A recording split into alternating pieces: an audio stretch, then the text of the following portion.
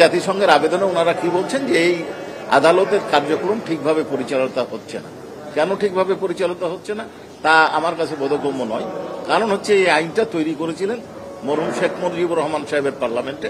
ওই সময় বিখ্যাত তিনজন আইনজীবী এটার সাথে সংশ্লিষ্ট ছিলেন, ডক্টর কামাল হোসেন, মনোরঞ্জন ধর এবং আরেক ভদ্রলোক ছিলেন। পরবর্তীকালে শফিক আহমেদ সাহেব যখন আইনমন্ত্রী এবং আরেকজন বিশিষ্ট আইনজীবী ছিলেন সরকার দলীয় আনিসুল হক সাহেব, এই আইনটা অ্যামেন্ডমেন্ট করেছিলেন এবং 2010 সালে এই ট্রাইব্যুনালটা স্থাপন করেছিলেন, যদিও এই আইনটা 73 সালে হয়েছে। তো তাদের তৈরি করা আইন এবং অনুপস্থিতিতে কিভাবে বিচার চলবে সেই প্রক্রিয়াটা তারাই তৈরি করেছে। তো সেইখানে সেই প্রক্রিয়া অনুসরণ করে বিচার কার্যক্রম পরিচালিত হচ্ছে। এখন এই ক্ষেত্রে অনিয়ম কি হচ্ছে সেটা যদি ধরাতে হয় তাহলে আসামিকে উপস্থিত হতে হবে। উপস্থিত হয়ে আবেদন করে বলতে হবে যে এইখানে এই অনিয়ম হচ্ছে, এখানে এই অনিয়ম হচ্ছে, এখানে অনিয়ম। পলাতক আসামি পক্ষে অন্য কোনো ব্যক্তির কোনো কথা বলার সুযোগ নাই, শুধুমাত্র স্টেট ডিফেন্স লয়ার ছাড়া। আর আমাদের এখানে স্টেট ডিফেন্স লয়ার তার পক্ষে নিযুক্ত করা হয়েছিল, আপনারা জানেন, আমির হোসেন সাহেবকে। এবং আমি যতটুকু, যদিও আমি ওইভাবে বলা আমার ঠিক নয়, তারপরেও বলি, আমি যতটুকু জানি উনি শেখ হাসিনার আমলের কোনো একটা কোর্টের স্পেশাল পিপির দায়িত্বে ছিলেন, অর্থাৎ উনি তারই লোক ছিলেন। কাজে এইখানে ভিন্ন কোনো সমস্যার সৃষ্টি হওয়ার কোনো কারণ নাই।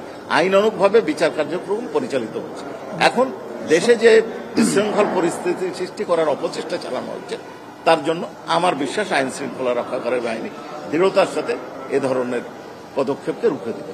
আমাদের ট্রাইব্যুনাল আইন দ্বারা নিয়ন্ত্রিত, সংবিধান দ্বারা গ্যারান্টি দেওয়া হয়েছে। এই আইন দ্বারা এবং সংবিধানের গ্যারান্টি ক্লজ দ্বারা যে ট্রাইব্যুনাল পরিচালিত হচ্ছে তা কোনোভাবেই কোনো বৈদেশিক ট্রাইব্যুনাল বা সংস্থা বা সরকার কারো দ্বারা নিয়ন্ত্রিত নয়। বিচারের ক্ষেত্রে বিচারকগণ স্বাধীন। ইভেন কোনো প্রসিকিউশনের কোনো বক্তব্য শুনতে তারা প্রেশার বা প্রসিকিউশন যদি বলেন এটা করেন, এটাতে বাধ্য না। তার প্রমাণ আপনারা দেখেছেন। আমরা অনেক সময় অবজেকশন দিয়েছি, যেটা অবজেকশনটা গ্রহণ করা হয়। বিদেশি কোনো গণমাধ্যমের উপর নিয়ন্ত্রণ আরোপ করার ক্ষমতা আমাদের নাই। তবে আমি এটুকু বলতে পারি যে গণমাধ্যম তারা কিভাবে কেন প্রচার করছেন তারাই ভালো জানেন।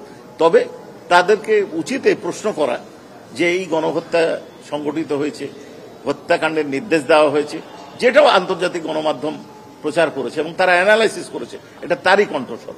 তো কাজেই তাদের এই প্রশ্নগুলো করা উচিত এবং যারা এই প্রোপাগান্ডা চালাচ্ছে তাদের এই উত্তরটা দেওয়া উচিত। আগামীকালকে কি সরাসরি ডেট কি আমরা পাবো নাকি আবার অপেক্ষায় থাকতে হবে এরকম একটা গুঞ্জন আছে? দেখুন, এটার বিষয়ে আমি আবারও বলি যে রায়ের দিন নির্ধারণ করার এখতিয়ার পুরোপুরি অনারেবল ট্রাইব্যুনালের। তবে আমরা বিশ্বাস করি যে আগামীকাল রায়ের ডেট আমরা পাবো।